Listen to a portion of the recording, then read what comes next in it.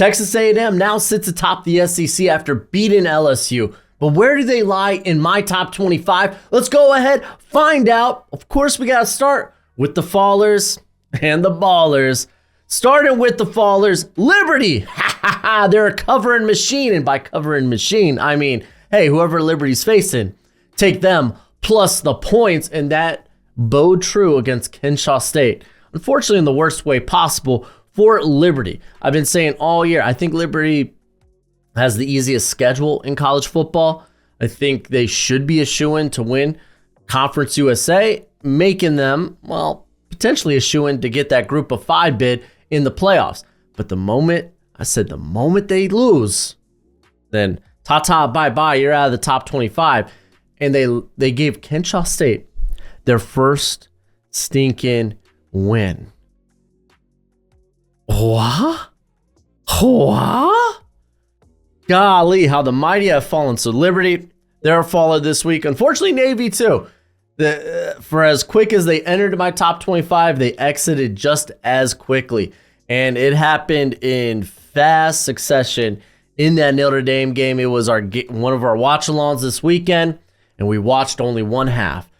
6 turnovers, unforced errors, those fumbles, the muffed punt, unforced errors led to, I think, 27 Notre Dame points. They were still in this game for the most part in the first half, but they kept fumbling the football. And it wasn't like strip sacks or forced fumbles. It was dropped pitches, fumbled handoffs. It was rough. It was rough. Notre Dame ends up pounding Navy 51-14. So, hey, now we got 2 teams that have exited my top 25. Means we're going to have 2 new faces there when we get there. But some of the teams that just missed the cut for me, I got 2 3-loss teams here in Iowa who just pounded Northwestern this past week 40-14. They'll get Wisconsin. And then Arkansas playing hella good football. Freaking Green is lighted and up. I think he had 5 or 6 touchdowns in this game against Mississippi State.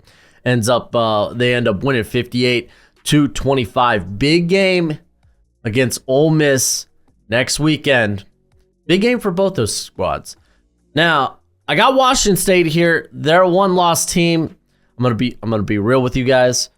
Start whipping this all together before Washington's game became final. Washington State, I should say. And I'd probably have them sneak into the top 25 just by virtue that they're a 1-loss team. That 1 loss is Boise State.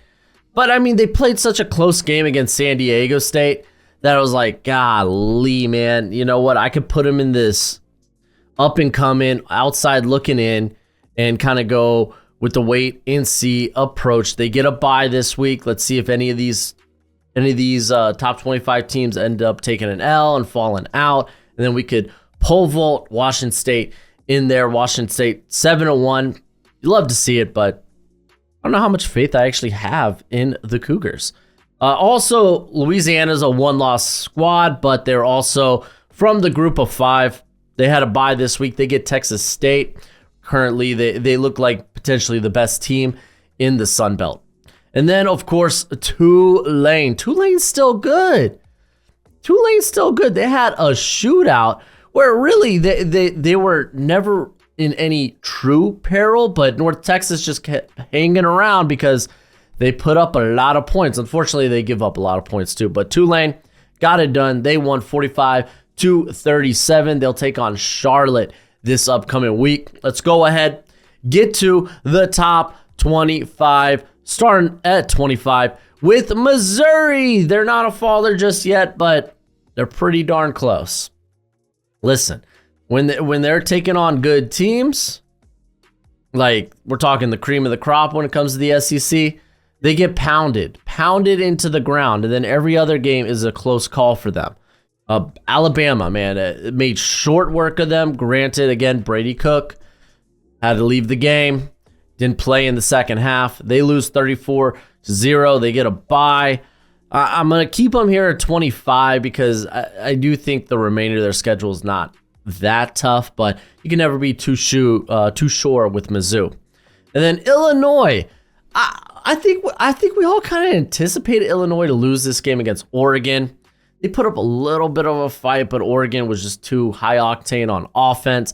They lose 38-9. They take on a 5-3 Minnesota squad that I don't know if they could get past. That's going to be interesting.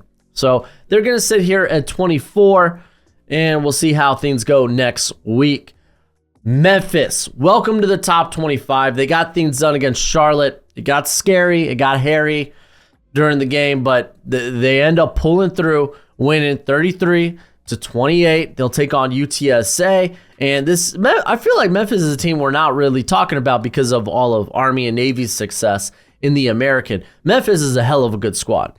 Hell of a good squad. Colorado, welcome to the top 25. They beat Cincinnati 34-23. They will get a bye this week. The Big 12 feels like it's up for grabs. We'll talk more about that as we continue with the top 25, but Colorado's a hell of a good team this year. Now they're bowl eligible. They've come a long way under Deion Sanders, and you can't deny that. You can't deny it. And then at 21, I got Army.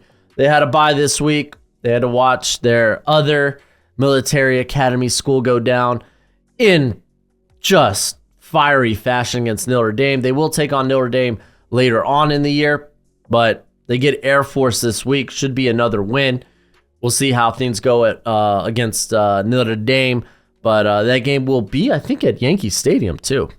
Everybody loves the NFL draft, and I know you want to be familiar with every potential prospect that your team may draft. So I got good news for you. My draft guide is available for purchase. It is good throughout the entire draft cycle, and it updates through the season regularly. You'll get my current evals and rankings on hundreds of different players with player backgrounds and analytics. It also contains combine and pro day numbers, as well as my notes from the Senior and Shrine Bowl. You can purchase it for a one-time payment of $30 on PayPal, Venmo, and now I have the Cash App. Follow the link in the description and be sure to include your email because it is a Google spreadsheet. That is how I share it with you. So please don't make me hunt down your email. Just don't do it. Anywho, it's a great purchase and it's a great way to support the channel. Let's go ahead. Let's move to 20 being Ole Miss. Ole Miss, it wasn't convincing, but they got it done against Oklahoma 26-14. They do take on a scrappy Arkansas squad. That's no shoo-in. Ole Miss kind of needs to win out if they want to stay relevant and competitive in the SEC. They need to win out if they want to make the college football playoff as well. So they're going to sit here at 20. Boise State, they had their biggest win of the year, in my opinion, against UNLV, potentially knocking UNLV out of contention for the Mountain West. Now, UNLV is going to need like teams like Colorado State to take an L in conference play, which I do believe that UNLV and Boise State will be taking on one another for the Mountain West Championship. But this is a big win for Boise. They win 29-24. This was at UNLV. This was in Vegas. So it was a really good win for the Broncos. And then SMU here at 18. They get past Duke. It took overtime. It took a fumble. Took a fumble, but hey, then a blocked field goal kept SMU alive against Duke. Duke, also another good squad. They're 6-2. Don't sleep on Duke. They're not a bad team. But they got it done in OT. Duke ends up missing the 2-point conversion. SMU wins 28-27. They take on Pittsburgh. Probably their toughest test left on the schedule. So, big game for the Mustangs. Speaking of which, Pittsburgh's here at 17. They pounded Syracuse by virtue of Kyle McCord in 5 interceptions, 3 of which were pick sixes. The offense had to literally do nothing in this game. I don't know how much I buy into Pittsburgh, but SMU is going to be a good measuring stick. SMU is a hot team right now, so we'll see. The Panthers stay undefeated at 7-0. And then Alabama sits here still at 16 for me. They pounded Missouri 34-0. They have 2 losses in conference play. They are another team that needs to win out, but they also need some other stuff to happen if they're going to have a chance at the SEC championship game. And I think even if they don't make that game, they win out, they probably potentially sneak into the college football playoff. But again, they need a lot to happen for them, unfortunately. And then at number 15, I got the LSU Tigers. Heartbreaking loss. It was the game of the week. Them taking on Texas A&M, and it was a game of 2 halves. Garrett Nussmeier, man, the Nuss bus. He was looking great in that first half, and then the second half came.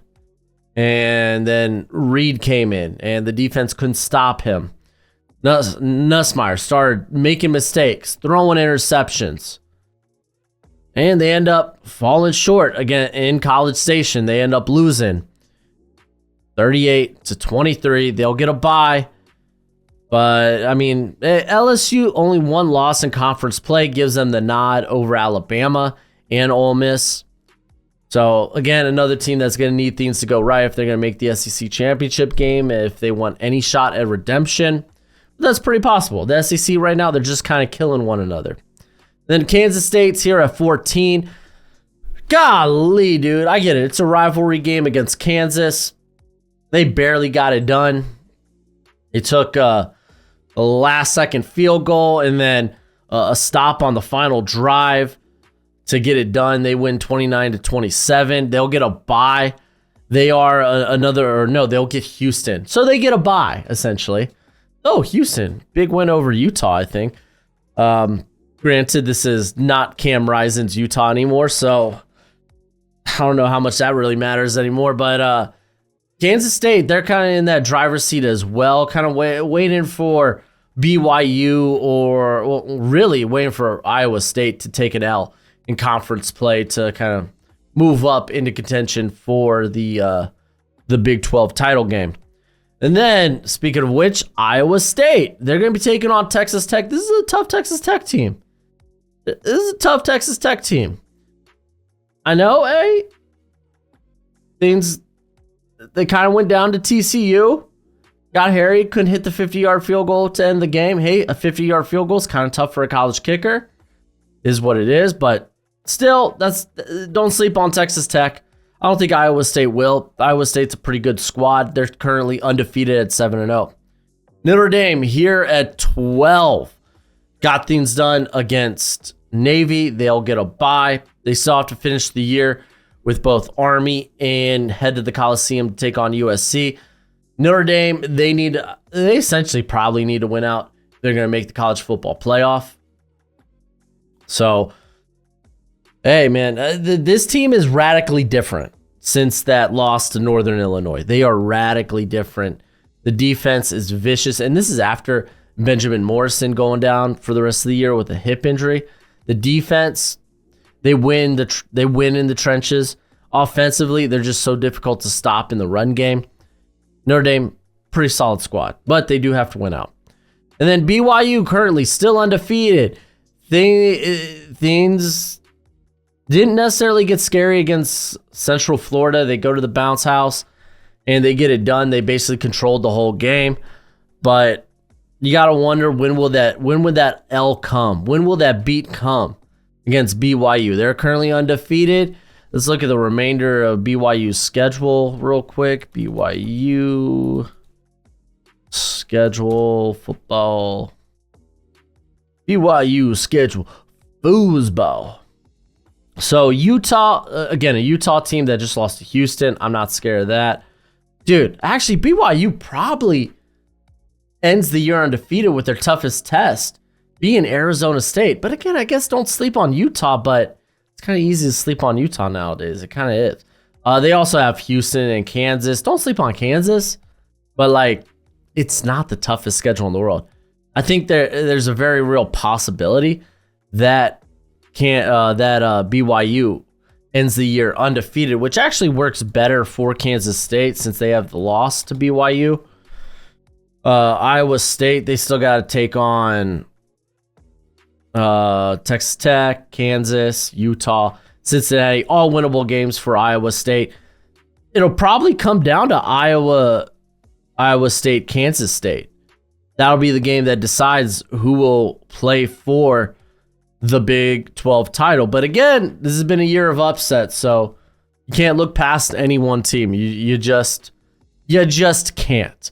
Let's move on to the top 10, starting with the Texas A&M Aggies coming off a big win against LSU, getting things done. They go to South Carolina, or at least they play South Carolina next weekend. They still have Texas on the schedule, but currently they are the only undefeated. They're the only SEC team undefeated in conference play currently, because you got Tennessee, they got a loss against Arkansas. You got Georgia, lost to Alabama. Texas, they got a loss to Georgia. So A&M, they control their fate right now. They control it. Indiana, getting it done. They're 8-0. They get it done with the backup quarterback. They beat Washington 31-17. They'll take on Michigan State. Michigan State, kind of scrappy. Not a shoo-in. You're kind of wondering when can Rourke make it back? And I know a lot of people are eyeing that Michigan game, but Michigan State, don't sleep on Michigan State next weekend. Indiana, I think they can get it done. I think they could get it done. They could go undefeated, head into that Ohio State game. I think that's huge. I think that is huge. Don't sleep on Indiana. They can be a contender for the Big Ten title game. And at the very least, college football playoff. I say very least because I don't know if they got 2 losses in them for the remainder of the schedule. Because you got Michigan State, you got Michigan. But, I mean, typically, I say typically, you probably plan on Rourke playing that Michigan game. It's at home. Then Purdue to end the year. It's really just that Ohio State game where you head to Columbus. So then Clemson, they had the bye this week. They take on Louisville next weekend. I think they're the hottest team in the ACC. And if I had to pick, listen, I'm a Hurricanes fan. I love my Hurricanes. But I think Clemson might be the best team in the ACC currently. There, I said it. I wish I never did. Texas. Well, they got by Vandy. Vandy had a little last bid to potentially win the game. They made it a 1-score game. Texas was able to get a field goal to push it to 10. And then, of course, you had the last-minute touchdown, the failed onside kick. They get by Vandy 27-24. They still got A&M on the schedule, which I think that finishes the year for Texas. Let's go ahead and take a quick gander. They still got Florida, Arkansas. Can't sleep on Arkansas. Kentucky feels like an easy team to sleep on coming off the loss against Auburn, but still, I mean, this was a team that beat Ole Miss. This was a team that played Georgia close. What Kentucky team are you going to get? Kind of the question, but they should. I mean, it comes down to Arkansas and A&M. That's honestly what it is for the Texas Longhorns. And then, of course, I got Tennessee. Like I said, man, these SEC teams are just killing one another. They're just killing one another. The Volunteers next week get Kentucky. Should be a win.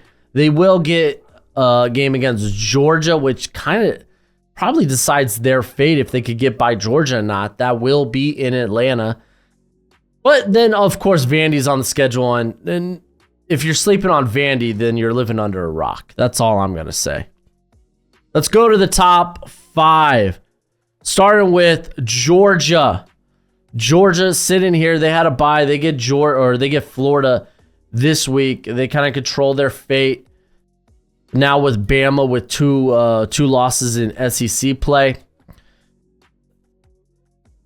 They control their fate, man. Like Alabama doesn't hold that tiebreaker unless Georgia loses another game. I mean, Georgia still, they probably have the toughest SEC schedule remaining.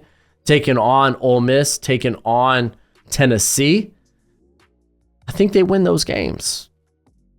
I think it's think we're going to probably see Georgia and either Texas or Texas A&M. That's going to be probably your SEC championship game. There. I said it. Ohio State, they had a scare. Golly, they had a big scare against Nebraska. Nebraska would not go away. The Ohio State defense came up big on some opportunities, and man, Ohio State's offense needs to get more consistent. Really do. They need to turn scoring opportunities into actual scores. They win 21-17, but this doesn't feel like the team that went toe-to-toe with Oregon in Eugene to the wire. It just doesn't right now. They take on Penn State. Honestly, if Drew Aller can't go, my probably plays to Ohio. Well, obviously it plays to Ohio State's favor, but it's just like that injury for Penn State couldn't happen at the worst, like more of a worse time. Miami, they're number 3. They get by Florida State, and I mean when they get by, they trash Florida State. They win 36-14. Florida State got a garbage touchdown at the end. Essentially, it was almost a 30-point game, but they get Duke. Don't sleep on Duke. They're kind of a fun team this year, but Miami, reasonably easy schedule for the remainder of the year. We're probably talking about Miami, Clemson in the SEC championship game.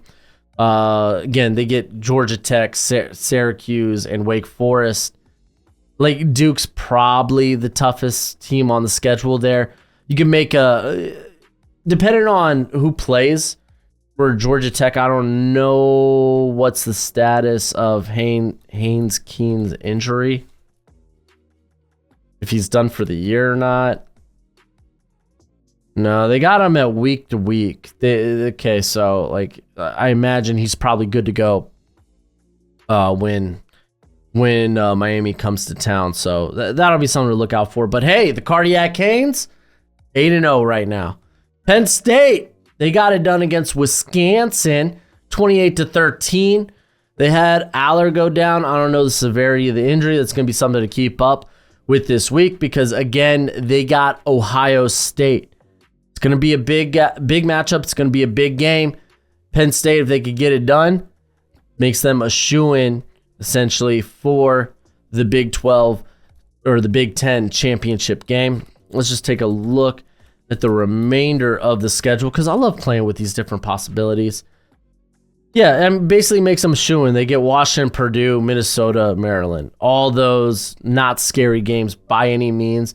I mean, fortunately, you get Ohio State in Happy Valley, but Drew Aller, are you going to be good? Are you going to be good? And then Oregon, they still sit atop the SC or the Big Ten. They are 8-0. They are undefeated. They head to Ann Arbor this weekend, I believe.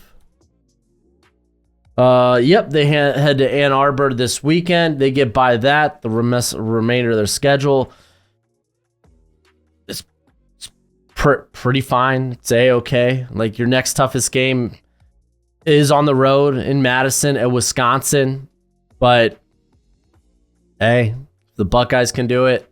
I'm sure the Ducks can too. So I think we're probably staring down Oregon, and I mean it'll be more will be revealed this week. If Ohio State gets by Penn State, then you look at that Ohio State Indiana matchup, and the winner of that will take on Oregon. Or if Penn State gets by Ohio State, then shoot, man. And what happens if Indiana also gets by Penn State? Then you're going to have a 3-way tie. Things are fun. Things are fun in the Big Ten. But let's go ahead. Let's talk about my Heisman contenders.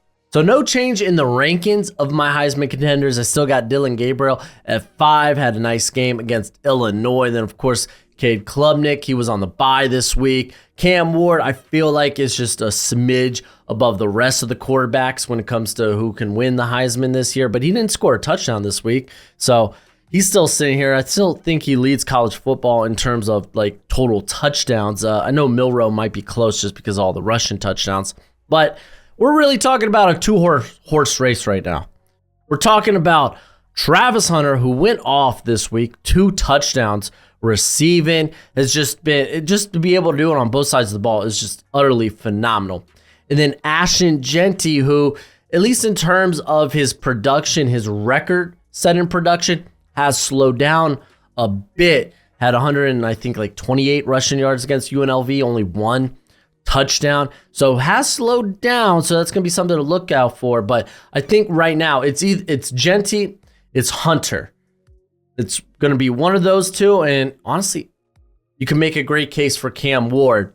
If he just balls out the rest of the year, Miami remains undefeated and they win the ACC. So that's going to be something to look out for. But go ahead, let me know who you think is going to win the Heisman, who you think should have been included in my top 10, my top 25. Let me know in the comment section below. Go ahead, do that YouTube thing. That means, hey, become a bro and subscribe. Leave this video a thumbs up. And as always, until next time, be easy, my friends. Later.